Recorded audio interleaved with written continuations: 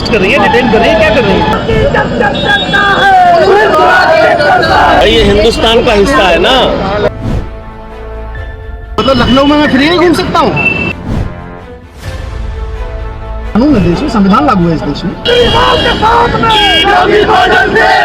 School देखने से आप कैसे रोक सकते हो? तो आप हमें जाने दीजिए, बताइए। नमस्कार। अभी जो आपने वीडियो देखा उसमें दिल्ली के उप मुख्यमंत्री और शिक्षा मंत्री मनीष सिसोदिया है जिनको पुलिस रोक रही है। पूरी कहानी आगे हम डिटेल में जानेंगे, लेकिन यूपी में राम राज्य है और ये तस्वीर राम राज्य की है, जहां एक राज्य के चुने हुए उप मुख्यमंत्री शिक्षा मंत्री के साथ प्रशासन इस तरह का व्यवहार करती है।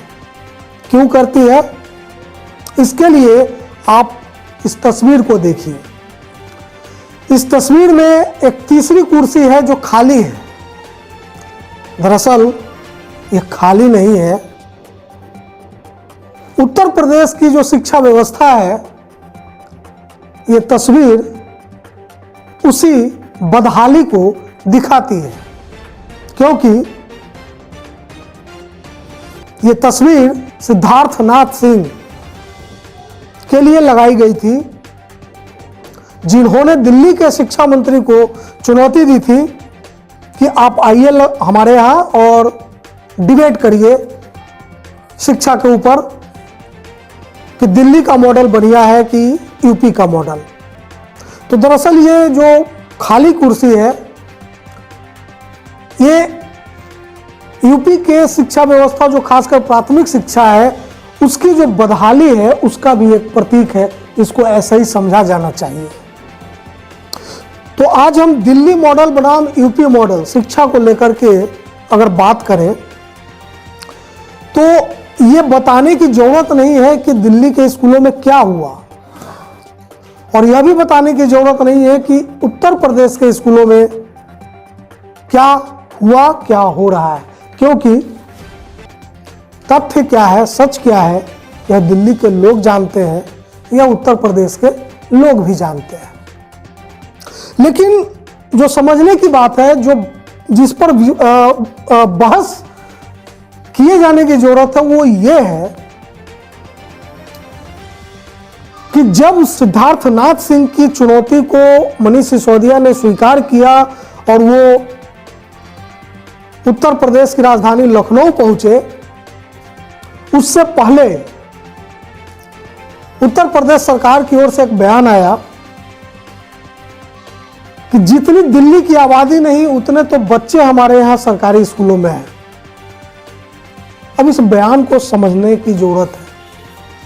यह एक सेल्फ एडमिशन भी है यूपी सरकार का कि देखिए हमारे यहां जनसंख्या बहुत है, तो हम वो काम नहीं कर सकते जो काम आपने दिल्ली में किया है।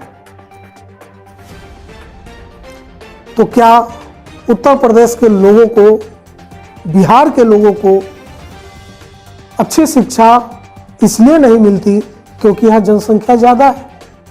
तो सवाल है कि जिस दिल्ली का बजट 30-40 हजार करोड़ रुपए हुआ करता था, अब जाके 60 हजार करोड़ रुपए हुआ है, वही यूपी का बजट 5 लाख करोड़ रुपए का है, 2020-21 का जो बजट है। लेकिन अंतर क्या है कि दिल्ली की सरकार अपने बजट का 26% शिक्षा के लिए खर्च करती है, लेकिन उत्तर प्रदेश की सरकार 13% खर्च करती है। तो जब आप ये कहते हैं कि हमारी जनसंख्या ज्यादा है, तो आपका टैक्स कलेक्शन भी ज्यादा है, आपका बजट भी ज्यादा है, और सबसे बड़ी बात, आप राम राज्य लाने का वादा करके चुनाव में गए थे और भारी बहुमत से जीत कर आए थे। तो रामराज क्या है?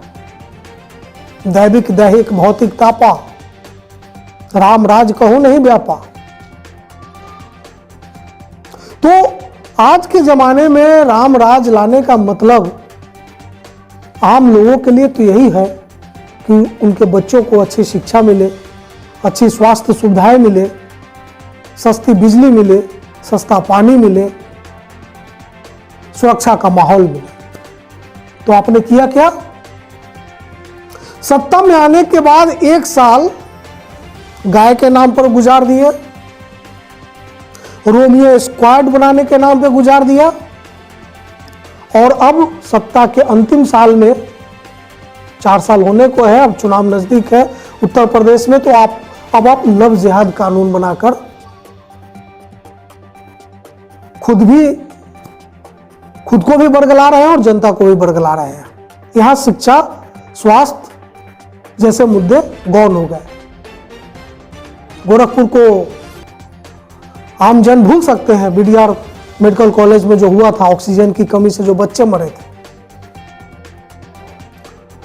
या शिक्षा को लेकर के अगर बात करें तो जहां आप सिर्फ 13% अपने बजट का शिक्षा में खर्च करते हैं, 40% से ज्यादा आपके यहां उत्तर प्रदेश में शिक्षकों के पद रिक्त हैं, 39:1 का टीचर स्टूडेंट रेशियो है।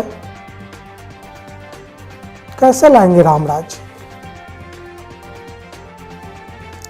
और इस सच को मीडिया भले न दिखाए आपके दबाव में, लेकिन किसी राज्य का संवैधानिक तरीके से चुना हुआ एक उप मुख्यमंत्री और शिक्षा मंत्री जब आपकी राजधानी में पहुंचता है और वह स्कूल देखने जाता है, तो आप उसको रोकते हैं,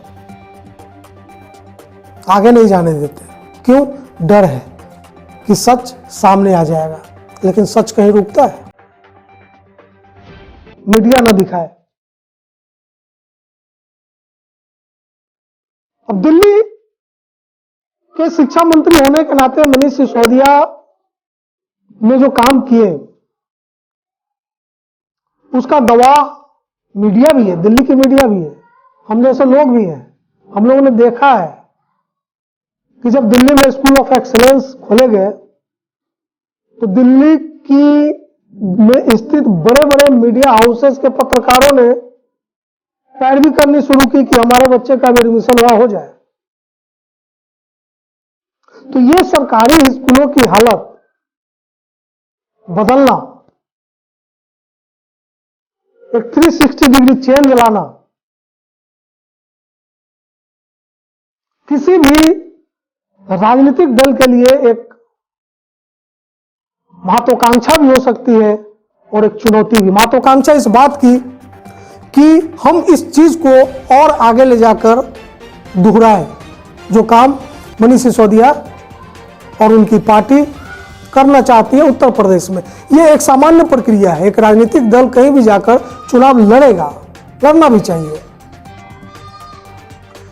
लेकिन उसको किसी तरह रोकना, थामना, जैसा खुद योगी जी को कभी ममता बनर्जी बंगाल में नहीं आने देती थी, उनके हेलीकॉप्टर को लैंड नहीं होने देती थी, क्या यही राजनीति योगी आदित्यनाथ उत्तर प्रदेश में आम आदमी पार्टी के साथ करेंगे?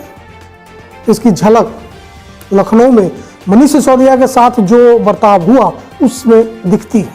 लेकिन जनता ने आपको घर से बुलाकर वोट नहीं दिया है। जनता ने आपको मौका दिया था काम करने का। लेकिन अब यूपी में आम आदमी पार्टी और मनीष सिसोदिया इस काम को बखूबी अंजाम देंगे।